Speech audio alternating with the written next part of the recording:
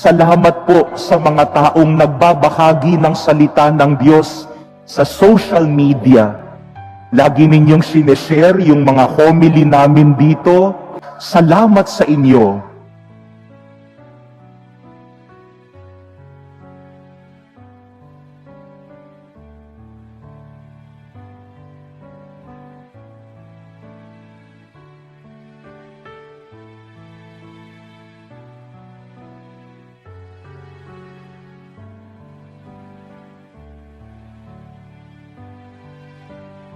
Baka hindi ninyo alam, yung binabahagi ninyo na salita ng Diyos ay nakapagbibigay ng liwanag sa isang taong dumaraan sa dilim.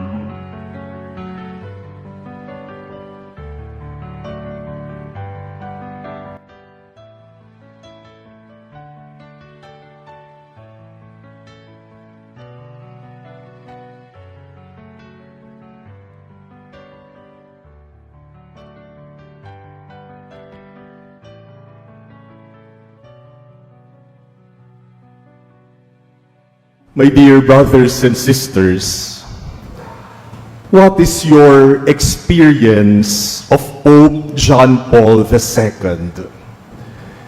If you think of John Paul II, what story can you tell about him, especially his effect to your life?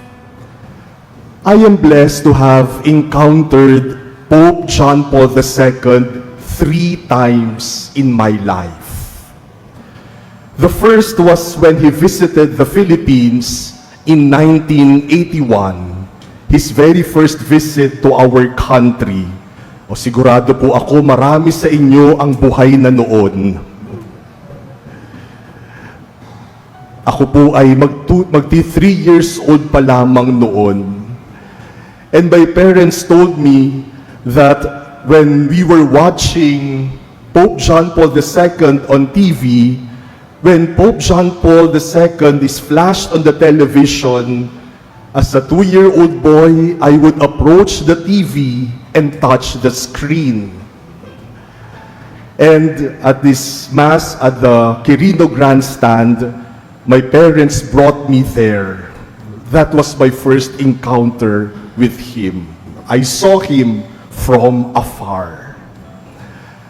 My second encounter was in 1995, during his second visit to the Philippines.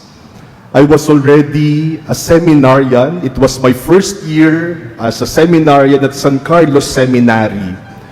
We attended the different events of Pope John Paul II's visit.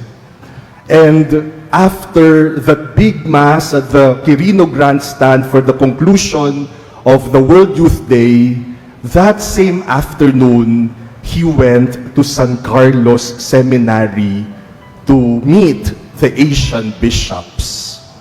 And so he came to our seminary, and when he entered the lobby of the seminary, we were there, lined up, seminarians and priests, and he greeted each one of us.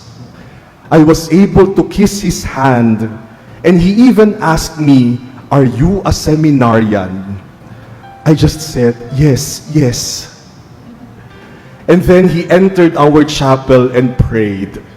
And as he was praying, I was looking at the priests and the other seminarians, and we were all crying. Tumutulo talaga yung luha namin pagkatapos naming mahawakan ang kamay ni Pope John Paul II. The feeling was like we were in heaven. My third encounter with him was when he was beatified.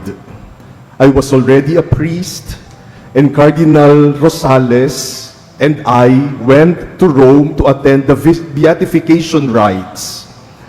In the evening after the beatification, his coffin was exposed for veneration. And so with some priests studying in Rome, we went to St. Peter's Basilica late in the evening, thinking that the line would be very short. Kaya lang pagdating namin, mga 10 o'clock ng gabi, yung linya nasa labas pa nasa may St. Peter's Square pa. Nasa loob yung coffin sa loob ng St. Peter's Basilica. And so we had to wait in line for almost 2 hours in order to reach his coffin.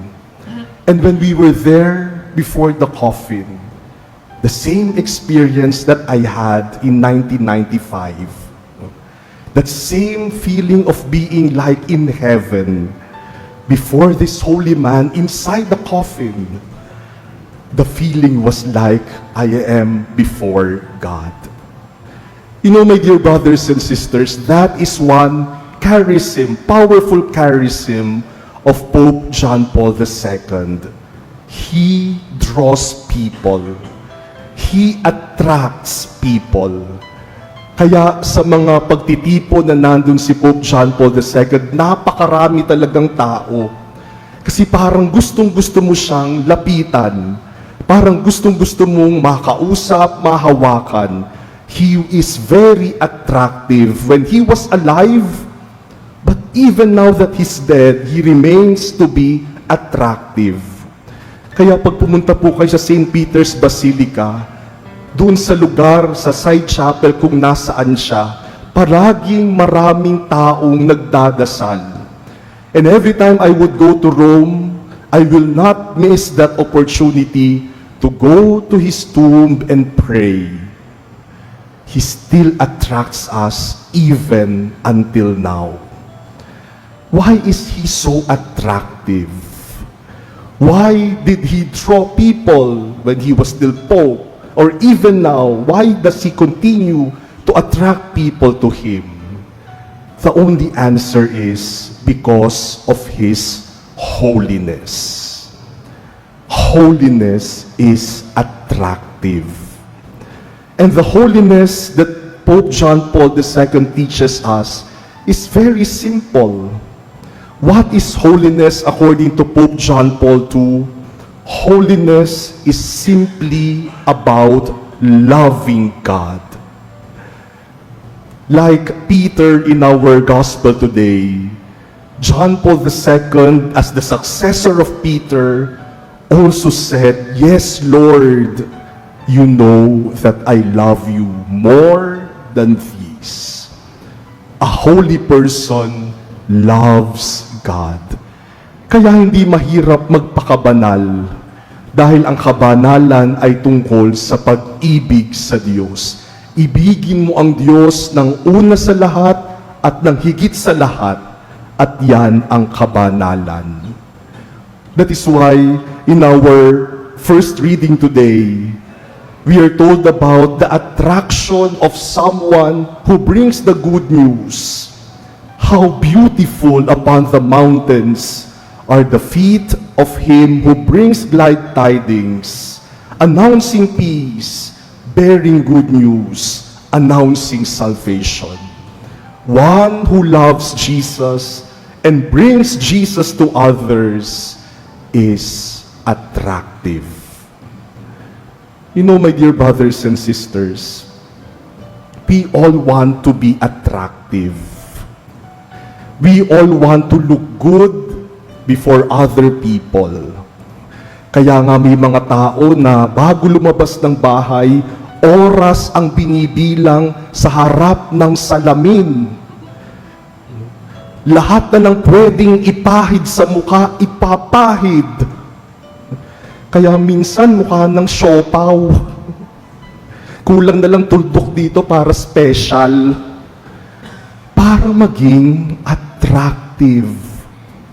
Gagastos sa mukha, sa katawan, sa lahat ng damit, to look attractive.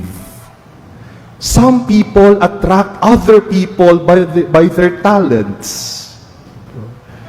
Or some people are simply attractive by their personality.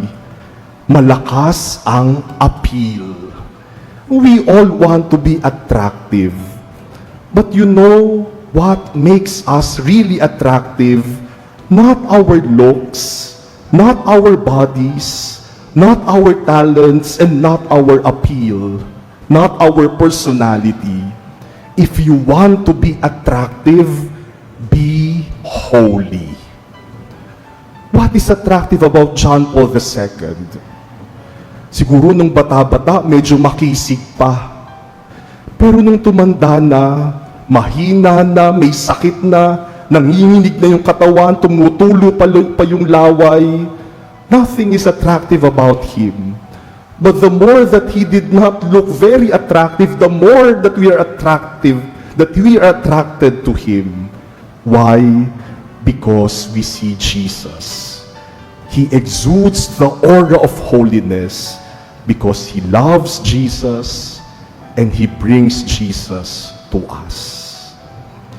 My dear brothers and sisters, it is not really very expensive to look attractive to other people.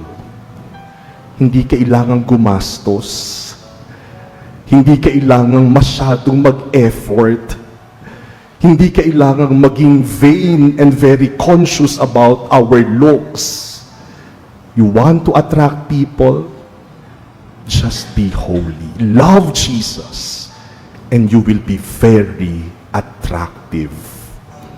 And if you are not attractive to others, if people are not drawn to you, kapag iniiwasan ka, ayaw kang samahan, parang ayaw kang lapitan ng mga tao, maybe ask, why are they not attracted to me? Maybe because I am not holy. Maybe because I do not exude the aura of Jesus. My dear brothers and sisters, be holy like Saint John Paul II, and we will be attractive to many people. But let that attraction not be focused on us. Like Saint John Paul II, let us attract people not to us, but to Jesus. That is the meaning, the objective, and the purpose of our life.